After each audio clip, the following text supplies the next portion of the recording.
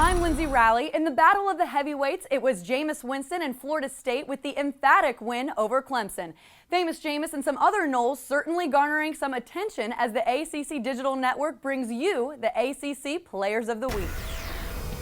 Just when you thought he couldn't impress anymore, Winston goes into Death Valley and puts on a show, earning ACC Offensive Back and Rookie of the Week honors.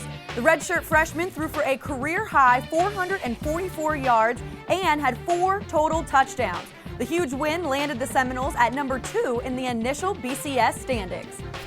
One of Winston's favorite targets, Rashad Greene, is the receiver of the week. The junior wideout had 8 catches for 146 yards and 2 touchdowns, including this 72-yarder that put the Noles up 24-7, and they never looked back. FSU's Lamarcus Joyner was just as much a force on the other side of the ball, and he is your defensive back of the week. Joyner picked off Heisman hopeful Taj Boyd and forced 2 fumbles, one of which was returned for a score.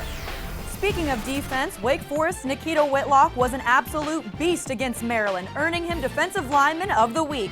The senior nose guard had 2 sacks and 3 quarterback hurries in the Deacs' 34-10 win over the Terps. Here are the rest of your weekly winners. Another Nole, Cameron Erving, is the Offensive Lineman of the Week.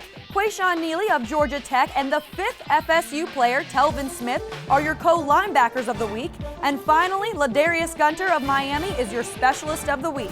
Back to Winston, and apparently he's not a big fan of the famous Jameis nickname. ACC fans, why don't you give us a new one for the Noles signal caller? Tweet us at the ACCDN. You're watching the ACC Digital Network, brought to you by Ruby Tuesday.